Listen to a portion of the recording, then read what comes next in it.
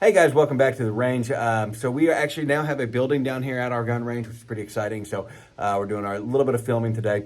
And I apologize for not having some videos up lately. We've been so busy trying to get this going, but as of about the 15th of November, we should have a lot of content coming out, and it's been pretty exciting here. We're going to be taking this business off at that point in time. There's some things happening between now and then that are really exciting. So 15th of November is when you can expect us to really ramp up the content, both on the channel, on the blog, on Instagram, the shorts, everything.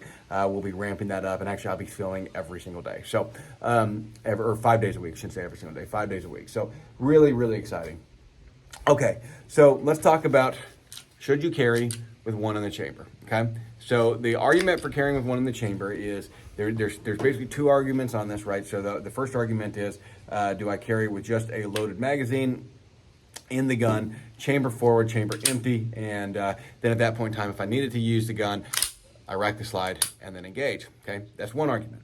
The next argument is you should always have the gun ready, and it doesn't do any good, like the old John Wayne, right? Rooster Cogburn, the gun doesn't do any good if the hammer's not back and the gun's not loaded. So at that point in time, we have one in the chamber. All it needs to do is either remove the safety, if your gun has a safety, and pull the trigger, okay? So those are our arguments. For those of you wondering, there's a berm right there. So those of you safety Nazis out there. Okay, so we have those two issues. Now, here's the arguments for them. The first argument, obviously, is if I have one in the chamber, I'm arguing that my gun is not ready if there's not one in the chamber. And the reason that we say it's not ready is because it's a very specific gunfight that people get in their mind that they think is going to happen, and they seem to think they're going to be able to draw, rack, and shoot. What we know about law enforcement engagements is actually 40 to 60% of law enforcement engagements, the shots are fired one-handed, which means that somebody was like holding somebody back like this. The gun was fired at retention, kind of elbow down, like right here, and the gun was used in a distance that a knife would have been effective. And so at that point in time, what we know is that the person firing was not able to actually be able to rack the slide because they were using this hand to stop the attacker. Otherwise, they would have used both hands to control a gun, right? Because that's how we all train. So this is natural. But our sympathetic nervous system, our adrenaline, everything pumping, our subconscious, everything said, hey, put this up and fire. Okay, so that's the issue, is that we really don't have gunfights that allow us to have time to do that. And we got to think of a firearm both as a long range and kind of a short range defensive weapon. And so we need to be practicing retention shooting. And most of us don't like to do that. Most of us like to do this stuff here and impress your friends shooting the bottle cap off and that sort of thing. But the reality of it is that a lot of our training should be right here shooting a man-sized target. Like how do I do this effectively, draw, shoot, and make it quick. And so that's where you become kind of a martial artist with your firearm, and that you start studying how do I actually effectively engage both near and far targets with this. And so we have to understand that firearms, even though they're more adequate for a far target, they're certainly, especially pistols, are designed for a near target. And when we design something for a near target, if it's not ready to use, it doesn't do you any good. This would be the equivalent, having it unloaded is kind of the equivalent of using a Leatherman as your defensive knife, right? It takes a minute to get the blade out, and it's not a great defensive blade anyway. So carrying with an empty chamber, the argument for it is a couple. Really, everybody always quotes to the Israeli Defense Forces, right? The Israeli army does not, or at least for a time, did not allow their soldiers to carry with a round in the chamber. And I want to caution you about using that argument, because here's kind of the thought process on it. People say, well, it's good enough for the Israelis. Israelis have a really tough army. They always have. The Israeli Mossad has been very, very well known. And so this is their special forces. They are a very well-known army as far as their capabilities. Now, I'm a little bit biased. The U.S. Army is by far the best army out there. You can fight me if you want to on that, but that's simply the fact. But here's the thing.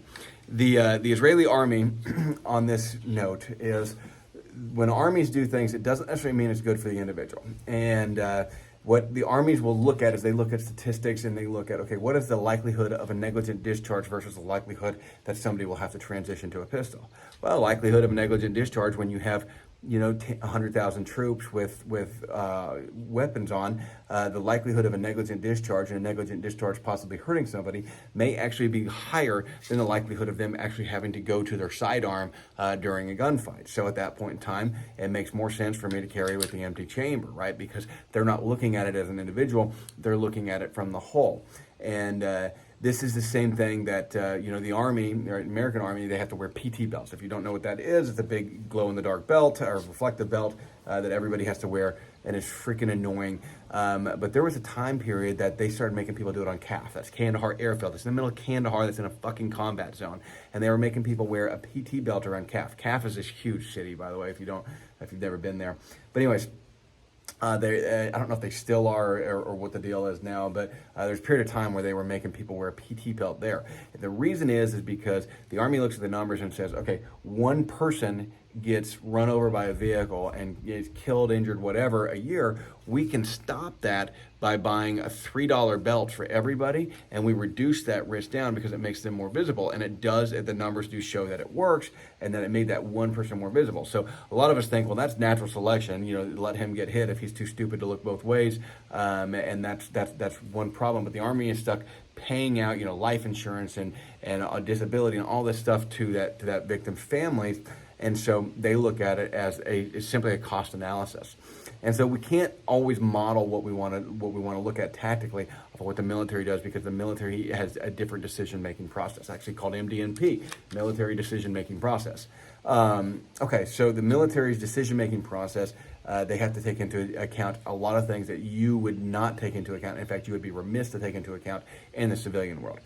That's the first thing about the Israeli army. The second thing about the Israeli army is that all of this came about when the Israeli army was kind of a hodgepodge of different people from all over the Jewish community, and so they had all these different weapons, right? They had all these different. They had Glocks, they had 1911s.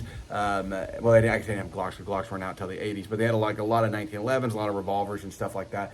And a lot of these guns back then were not drop safe. Now all modern pistols now are drop safe, which means if you drop it, in theory, firing pin will not go forward, because they have firing pin safeties. They have plungers, or they have safe action design that doesn't allow the firing pin to go forward without the trigger being pressed.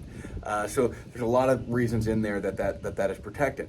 The old days, the guns were not drop safe, and in which case you talk about having a bunch of soldiers that you have this many firearms, you have 50,000 firearms. At what point in time is somebody going to drop one? Somebody is eventually going to drop one. When we're an individual, we don't look so much at that. We look at, I can maintain my own weapon, and I know that I'm responsible for it, so I'm going to maintain this. And so does that mean that I'm not going to drop it? No, but it certainly means that maybe as an individual, I'm a little bit less likely than a whole group of 50,000 people with various levels of training.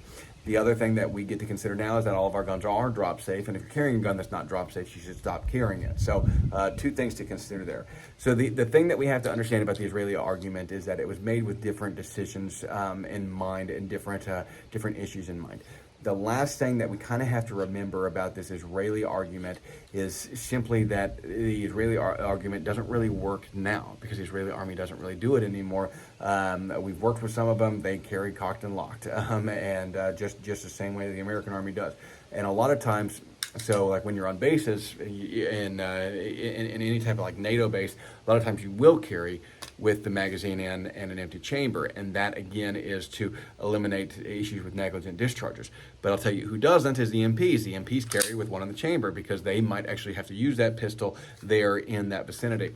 Everybody else would have some warning, because you'd be dealing with rockets coming in, you'd have a gate attack, so at that point in time you have plenty of time. I mean, you have minutes literally, so being able to rack your slide and get it into battery and everything is not that big of an issue. So there's some different arguments on that, but as a general rule, the military has to take in negligent discharges, accidental discharges, and just simple safety training issues. Not everybody in the military is a stud.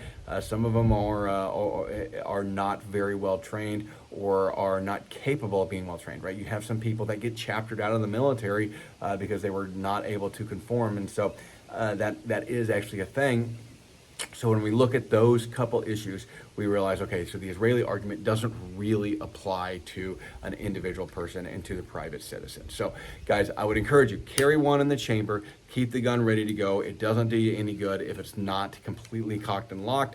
And if you have to rely on two hands, if you have to, even if you're good at racking it with one hand, if you have to rely on that extra second, there's no guarantee you're gonna get it. Get these specific gunfights in your mind, get them out of there, because they're a fallacy. It's just simply not the reality. Guys, I really appreciate y'all watching. Make sure and like and subscribe to the channel, and we'll talk to y'all later.